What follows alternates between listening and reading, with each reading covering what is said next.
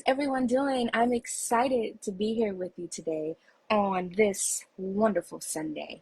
And I want to first let you know that I'm very grateful. I'm grateful to see you here today. I'm grateful that you decided to join me on this journey to learn about how we can use a vision board to create the life of our dreams. So for you that are joining me today, there is a workbook that is associated with this 3-day workshop. So today is day one, and if you didn't have the opportunity to get the workbook, don't worry about it. I'll put a link. Actually, the link is already in my bio, but I'll put another link at the end of the live so that you can download it, print it out if you'd like, and follow right along. So, spring is here, y'all.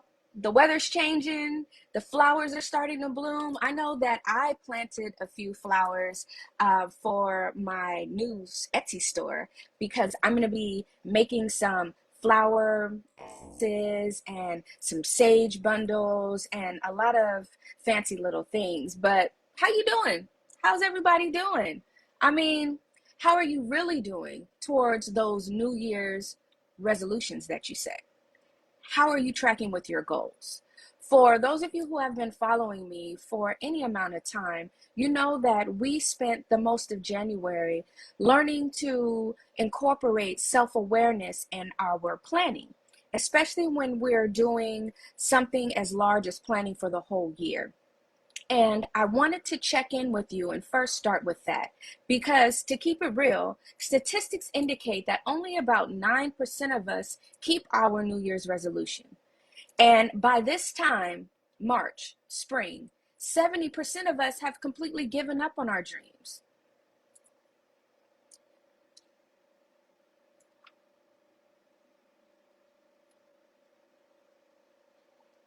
So again, I ask, how you really doing? Now, today is the start of spring. It's the spring equinox, which brings in the warmth of the sun, the bloom of the flowers, energy of awakening and new beginnings, new ideas, new dreams. We had a full moon yesterday in Pisces, and that is the moon of letting go, releasing things that no longer serve you.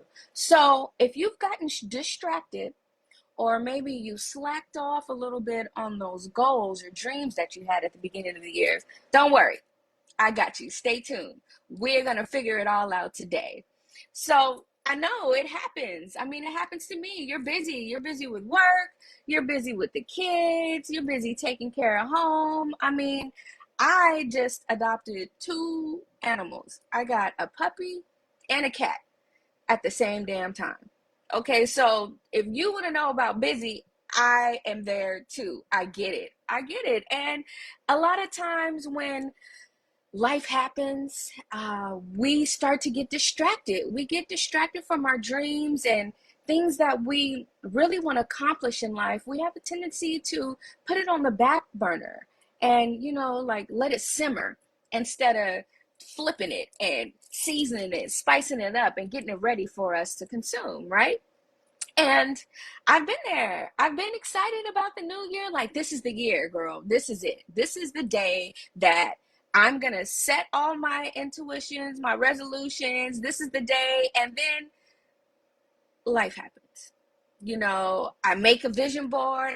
I hosted some vision board parties online, in person, and gotten all excited. And I've been to hundreds.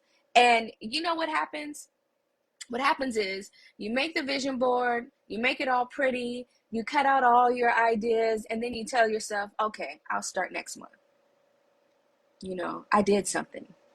I made the board, I came up with the plan, but I'll wait till next month to start. And then you come up with every excuse in the book, like, oh, well, I got a puppy now, so let me wait. Oh, well, now there's a new cat, so I'll wait for that. And the true issue is, for me, I just couldn't make any progress towards my goals until I fixed my mindset. I remember one time sitting in a vision board party with all of the magazines, all of the books, and just going blank. I couldn't even think about what I wanted to add or what I wanted to do. I was so consumed with how I'm gonna pay this rent come the first. What am I going to do about the car payment? Oh, the tags are coming up. That I couldn't even see beyond my current issues. And that reminds me of a quote from my therapist. I call her my therapist. She's my Instagram therapist, Dr. Nicole, the holistic psychologist. And I'm a part of her Healers Circle workshop. And she made a great point. She said that you cannot focus on the creation if your mind is focused on survival. And that's exactly what happened to me. That was my problem. You know, my mindset was horrible. I was stuck. I was trapped like in a box. Like I couldn't even see beyond the bills and the issue and the money problems. You know, I had no idea what it was like to have good credit. Good credit for what? You know, I told myself, you don't need good credit. You don't need good credit. If you don't have good credit, then you don't have to worry about any identity theft. You don't have to worry about anyone trying to run your credit up. You know, because I was a credit counselor. I educated people on identity theft and budgeting and finances and how to get in a position to buy a house. And I knew what it took, but I wasn't able to take those steps and make that progress. And it was because of my mind, the things that I told myself, things like money is the root of all evil, more money, more problems. And I had enough of those, so I didn't need any extra problems. So subconsciously, it was like I was talking myself out of the true abundance that I really could have had. You know, that whisper in my ear every time I got paid, like, girl, this was a hard week. You deserve that new bag. Go get it. You know, bump that savings account. You can't take it with you. Don't put it over there. Spend it. It was things like that that kept me from moving forward and seeing past my current issues of survival and moving into abundance, striving for my dreams, looking for more. And the biggest lesson that I learned is the power of our mind. In our mind, we create these obstacles that cause us to lose focus, that strive this fear, the fear of the unknown, or, you know, because looking back, yeah, I had horrible credit. And yeah, I knew everything I needed to do to fix it. But I made every excuse in the book not to strive to do that. And a lot of it was fear of not knowing, not doing the steps before. And our mind is powerful. Our mind will protect us from the unknown because we don't know if it's going to work. We don't know if we're going to fail. We don't know if we're going to spend all this time, this effort and money, and then our credit still isn't going to get right. You know, so it's deep down. It boils down to our beliefs and how we feel about it. And even though I would never, ever admit it, I believe that my credit, my bank account, and my salary, the money I had, stopped me from doing better. But it wasn't that. It was my relationship with that money. It was the relationship with money that stopped me dead in my tracks. No matter what I did, no matter how much extra money I got, or no matter if I got a better job, with paid more, I was still always in the same situation.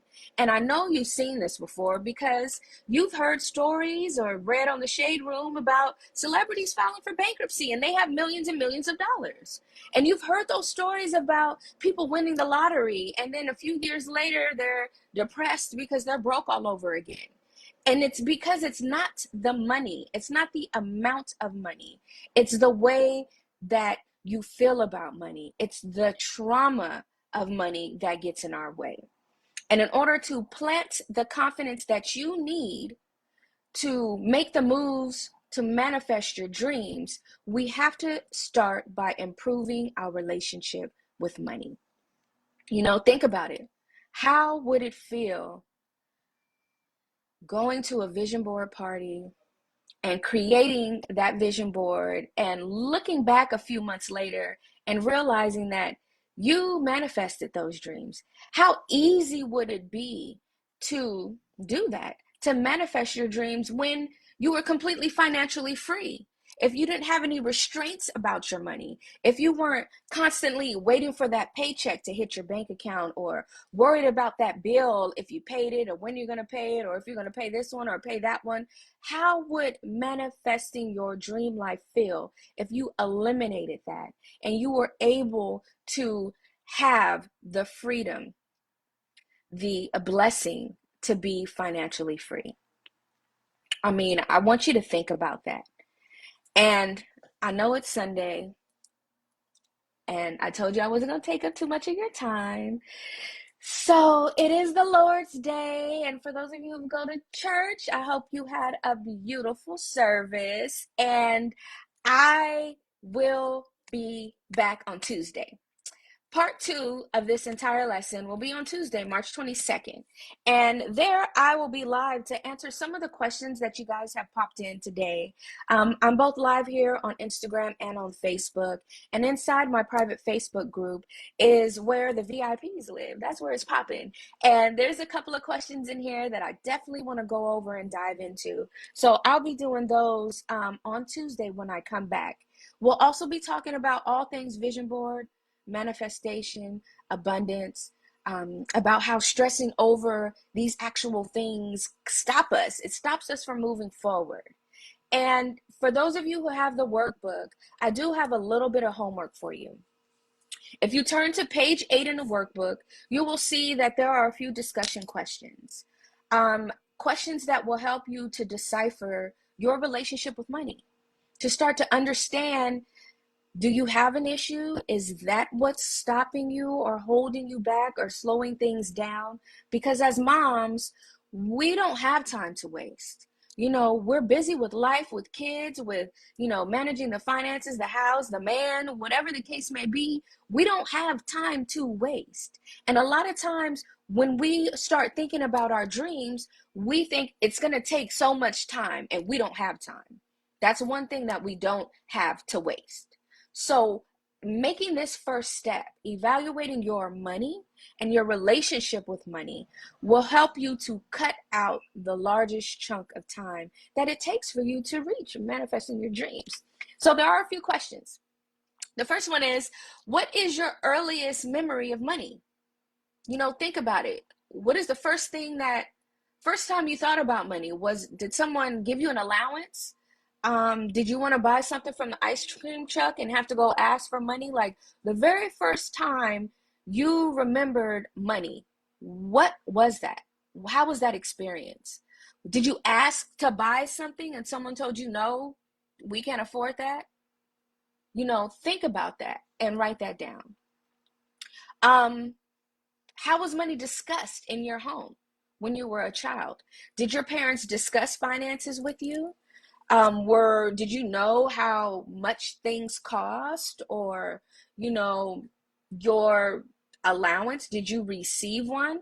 Some of us got a set amount if we did X amount of chores, kind of like work. X amount of chores equated to X amount of dollars. How was that for you? How was money discussed in your home? Did you hear your parents fight about money? Did you hear any broke stories from those that were caring for you? How was it? Was there an issue with one parent spending more than the other? Think about that. And what was money like for you growing up? Were you rich? Were you poor? Were you in the middle? Did you have everything you wanted? Were there things that you wanted that you couldn't have? Were there things that you wanted that you didn't ask for because you knew that your parents didn't have the money to buy it? Think about that. And there's a few additional questions in the workbook. I'd like for you to take the time, or I give you the invitation to take the time and start really evaluating your relationship with money. And again, I'm not going to be here forever, so I am going to sign off. Thank you for spending these few minutes with me this morning. This was an introduction into our 3-day workshop.